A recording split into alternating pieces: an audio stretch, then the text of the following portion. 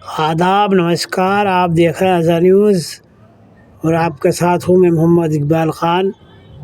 आइए एक नज़र डालते हैं आज की ख़ास खबर पर, जो कि मध्य प्रदेश से जुड़ी हुई है। आज मध्य प्रदेश विधानसभा के अंदर वित्त मंत्री 2026 और 27 का बजट पेश करने जा रहे हैं। देखना है कि इस बजट के अंदर प्रदेश को और आम जनता को इससे क्या मिलता है और क्या कुछ इस बजट से जनता का फ़ायदा होता है। बता दें कि अगले साल 27 में मध्य प्रदेश के अंदर नगर निगमों के चुनाव होंगे। इस कारण चुनाव को ध्यान रखते हुए बजट पेश किए जाने की पूरी संभावना है। आइए अब हम आपको मध्य प्रदेश के उज्जैन से जुड़ी हुई एक ख़ास खबर से रूबरू कराते हैं। मध्य प्रदेश के उज्जैन शहर के अंदर पिछले कुछ सालों से बजरंग दल और वीप कार्यकर्ताओं की दहशत लगातार बढ़ती जा रही है और ये आए दिन किसी न किसी तरह कानून हाथ में लेने का काम करते हैं। यहाँ बता दें कि उज्जैन के महाकाल मंदिर के पास ही 11 अक्टूबर 2022 को देश के प्रधानमंत्री नरेंद्र मोदी ने महाकाल लोक का उद्घाटन किया था। उसके बाद से यहाँ पर लगातार देश से आने वाले महाकाल भक्तों का तांता लगा हुआ है। इसी कारण यहाँ पर महाकाल मंदिर के आसपास होटलों की संख्या दिन ब दिन बढ़ती जा रही है और इनमें आने वाले श्रद्धालुओं की संख्या भी बढ़ती जा रही है। महाकाल क्षेत्र में आसपास 1000 से ज़्यादा होटल, होम स्टे और लॉजें बन चुकी है। इनमें बाहर से आने वाले लोग ठहरते हैं। इन्हीं में कुछ युवक और युवतियां भी आकर होटलों में ठहरती हैं।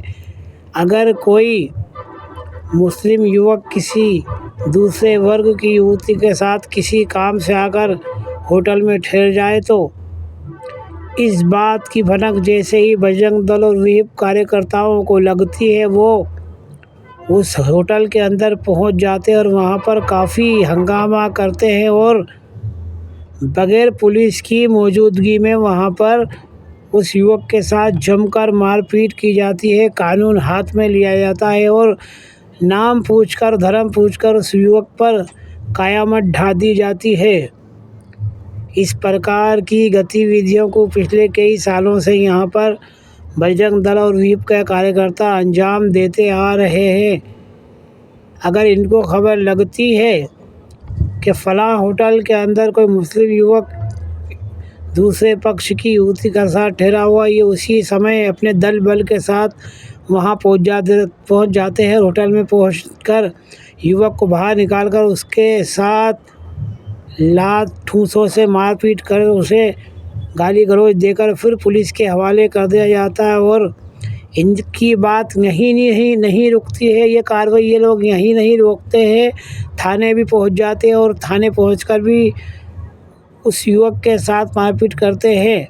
उसके बाद फिर पुलिस उसके ऊपर लव जिहाद की कार्रवाई करती है और लव जिहाद का केस कायम कर देती है। यहाँ हम बता दें कि कुछ वर्षों पहले मध्य प्रदेश के अंदर लव जिहाद का कानून लागू किया गया और इस कानून के तहत लव जिहाद की कार्रवाई सिर्फ पुलिस को करना है। पुलिस इस मामले में कार्रवाई कर सकती है और अदालत दोषी को दोष साबित होने के बाद सज़ा दे सकती है। परंतु बजरंग दल और वीप वालों को इस बात का अधिकार किसने दे दिया कि वो जिसे चाहे पकड़े, मारपीट करें, सड़क पर उसका इंसाफ करें और उसको पुलिस के हवाले कर दें।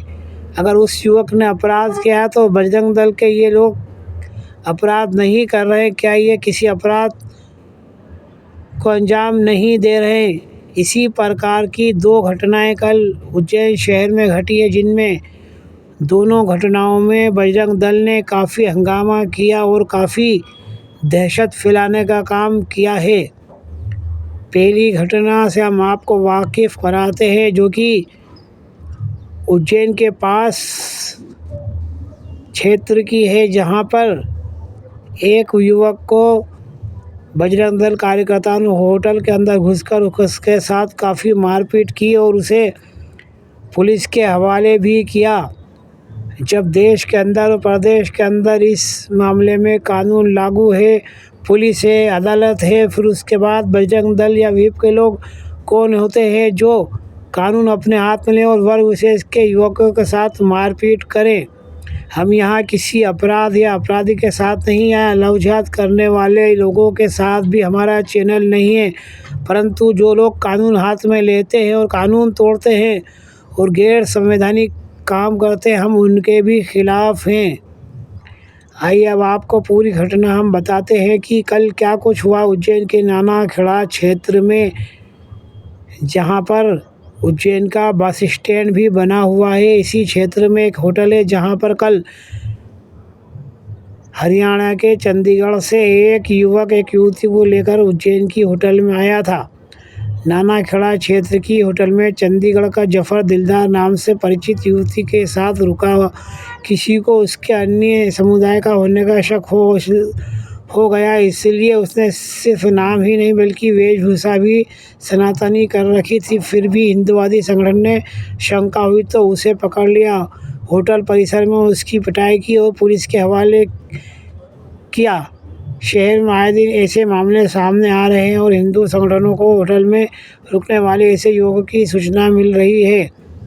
इसके बाद हिंदूवादी संगठन वहां पहुंचकर उस युवक के साथ जो बर्ताव करते हैं वो उनकी दहशत से कम नहीं है, या ये कहें कि ये लोग वहां पर पहुंचकर काफ़ी आतंक फैलाते हैं। इस प्रकार की कार्रवाई को बजरंग दल के लोग काफ़ी समय से अंजाम दे रहे हैं। दूसरी घटना हम आपको बताते हैं जो कि उज्जैन शहर के नीलगंगा थाना क्षेत्र से जुड़ी हुई है। इस घटना के अनुसार कल उज्जैन शहर में लगभग दोपहर 12 बजे के करीब नीलगंगा थाना क्षेत्र के केशव नगर में दो लोगों में आपसी विवाद हो गया था। सूत्रों से मिली जानकारी के अनुसार दो भाई इमरान और इरफान अपने ऑटो में अपनी बहन को नानाखेड़ा बस स्टैंड छोड़ने जा रहा था। इसी दौरान वहां पर कोचिंग संचालक अजय जांगरी खड़े थे। ऑटो निकालने की बात को लेकर इनमें विवाद हो गया और मारपीट हो गई। इस मारपीट के अंदर इरफान और इमरान दोनों भाइयों ने अजय गिरी के ऊपर लठ से हमला कर दिया, जिससे वो गंभीर रूप से घायल हो गए। इसके बाद जैसे ही खबर बजरंग दल के लोगों को लगी, उन्होंने वहां पर हंगामा मचा दिया और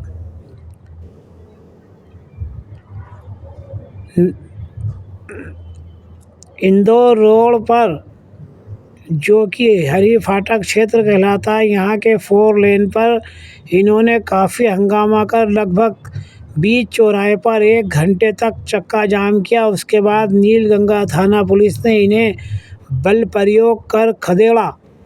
इन लोगों ने जय जय सिया राम के नारे लगाते हुए काफ़ी देर तक हंगामा कर चक्का जाम किया। इस चक्का जाम में इंदौर देवास से आने वाले वाहन और उज्जैन से इन दोनों तरफ जाने वाले वाहन जाम में फंस गए। इसमें बच्चे और महिलाएं भी परेशान होते रहे।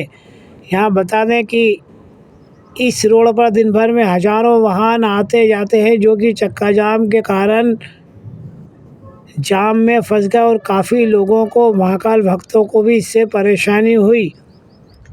ये लोग यहाँ ही नहीं रुके। इसके बाद चक्का जाम के बाद ये नीलगंगा थाने पहुँचे। वहाँ भी बजरंगियों ने काफ़ी हंगामा किया। पुलिस ने इस मामले में कार्रवाई की है और आरोपी की बहन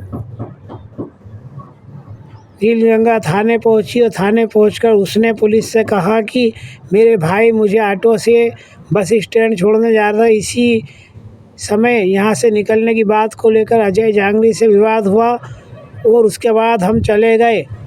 बाद में बजरंग दल के कार्यकर्ता हमारे घर आए और हमारे घर पर पथराव किया, तोड़फोड़ की और ऑटो को भी तोड़-फोड़ दिया, परंतु युवती की बात पर पुलिस ने किसी प्रकार की कार्रवाई नहीं की है।